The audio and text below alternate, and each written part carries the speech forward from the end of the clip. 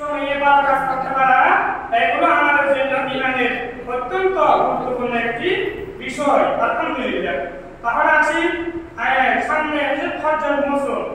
হজ জীবনে একবার করা ফরজ, আর যখনই হজ করতে যাব তখনই একজন মানুষ, একজন মুসলমান মুমিন মানুষ পরিপূর্ণ নিষ্পাপ হয়ে আসে। সুবহানাল্লাহ। তাহলে এর আগে একটি কথা হলো, আপনি হজ করতে যাবেন ঠিক আছে, কিন্তু আপনি কার হক নষ্ট করেছেন এগুলো আগে পরিশোধ করতে হবে। আপনি কোন মানুষের ইজ্জত সম্মান নষ্ট করেছেন, মাফ চাইয়ে ক্ষমা চাইতে হবে। বন্দার হক নষ্ট করে যদি আপনি হাজারো মক্কাতুল মুকাররমায় তওয়াফ করে আসেন, কিন্তু এখানেও আবার সমস্যা আছে, আপনার হজ কি হবে না, কবুল হবে না। আল্লাহর হজের ব্যাপারে, আল্লাহর হকের ব্যাপারে মক্কা শরীফ গিয়ে আপনি তওয়াফ করতে করতে মাফ হয়ে যেতে পারে, কিন্তু বন্দার হকের ব্যাপারে এখান থেকে যদি লেনদেন সব করে না যান, তাহলে এই হকগুলো কি হবে না, কোনোদিনও কবুল হবে না। আমি একটি পোস্ট পেলাম গতকালকে একজন বুঝলে, আপনি আজকে শুক্রবার দিন মা বাবার কাছে যান, মা বাবার কাছে গিয়ে আপনি মা বাবার কি করেন, মা বাবার কাছ থেকে ক্ষমা চান, তাহলে আপনাকে আল্লাহ ক্ষমা করবে। আমি একটু কমেন্ট করলাম, হুজুর আপনার এখানে একটু কথার কাছে রিপ্লাই করতে হবে, না বলে কেমন যে মা বাবারা ছোটবেলায় ছেলেমেয়েদেরকে দিন শিক্ষা থেকে বঞ্চিত করেছে, ওই ছেলেমেয়েরা বড় হয়ে মা বাবার ইজ্জত সম্মান কিভাবে করবে। আগে কথাগুলো আগে বুঝিয়ে দিতে হবে। এখন আমরা ছেলেমেয়েদেরকে অনর্থকভাবে ইসলাম বিদ্বেষী শরীয়ত সম্পর্কে হারিয়ে না দিয়ে, মা বাবার হকের ব্যাপারে ছোটবেলায় হারিয়ে না দিয়ে, বড় হয়ে যদি বলি ওই ছেলে আমার নাফরমানি করছে কেন, তুমি জাহান্নামে যাবে, ওই বাবা বড় হয়ে কথা বলা কোনোদিনই কি হবে না, গ্রহণযোগ্য হবে না। আগে মা বাবাকে সচেতন হতে হবে। আপনি ছোটবেলায় ছেলে মেয়েদেরকে সত্যিকারে দায়িত্ব আদায় করেছেন কিনা, ছেলে মেয়েদেরকে সুশিক্ষা দিয়েছেন কিনা, কোরআন তেলাওয়াত শিক্ষা দিয়েছেন কিনা, এগুলো যদি যথার্থ হয়ে থাকে অবশ্যই আপনি ওই ছেলে মেয়েদের কাছ থেকে সম্মান, ওয়েলকাম সব সময় পেয়ে থাকবেন। আলহামদুলিল্লাহ। আমি একটু কমেন্ট করেছি। তাহলে আসি হজ্জের ব্যাপারে কথা। ওয়াতাআল্লামুল মানাসিকা লিতাকু বিহা ইনশাআল্লাহু আলা তামাম।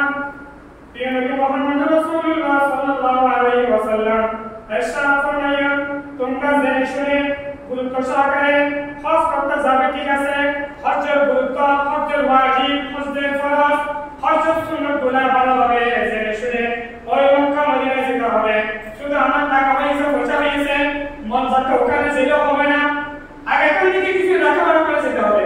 হুজুর আমি হজ করতে যাবো এবছর, আমাকে হজ্জের নিয়ম পদ্ধতিগুলো একটু দেখাই দেন, একটু লিখে দেন, কোন জায়গায় কি কাজ করবো, যাতে করে ওখানে গিয়ে কি ভুলে না যায়। এইগুলো এখান থেকে কি শিক্ষা অর্জন করে যেতে হবে। আপনি যেমন পরীক্ষা হলে ঢোকার আগে লেখাপড়া করে যেতে হবে, অনুরূপ ভাবে নামাজ পড়তে আসার আগে হুজুর ফরজ করে কি, নামাজের ফরজ করে কি, এগুলো আমাদের প্রতিনিয়ত প্রতি সময়ে এগুলো আমাদেরকে স্মরণ রাখতে হবে। এই শিক্ষাগুলো ওয়াহদারু আর তোমরা বিরত থাকো, ওয়াহদারু তাগামুজু ওয়া তাকাসুরা ওয়া রিয়া ওয়া ইস্তিলা ওয়া ইজাল মুসলিমিনা ইনদাল ইজতিহাম। সুবহানাল্লাহ। ইয়া মুহাম্মদ রাসূলুল্লাহ সাল্লাল্লাহু আলাইহি ওয়াসাল্লাম ইরশাদ ফরমায়েন, তোমরা দুনিয়ার মানুষ হজ করতে যাবে ঠিক আছে, হজ করতে যাওয়ার আগে তুমি কার সাথে বিয়াদবি করেছো, বিয়াদবি মাফ চাইয়ে এগুলো বাদ দিতে হবে। আমি আজ তোমার বিয়াদবি করবো না মানুষের সাথে, কার হক নষ্ট করেছো হক দিয়ে আমি হজ করার পরে কোনোদিন আর হক নষ্ট করবো না। তুমি কার ইজ্জত সম্মান নষ্ট করেছো, আমি হজ করার পরে আর কোনোদিনও কোনো মানুষের ইজ্জত সম্মান জানাজানি করবো না। এগুলো এখান থেকে আগে কি হয়ে যাও, সব পেয়ে যাও, তাহলে ওখানে গেলে কি হবে, লাভ হবে। সুবহানাল্লাহ। এগুলো সব বলে দিয়েছেন ফুটপাইতে।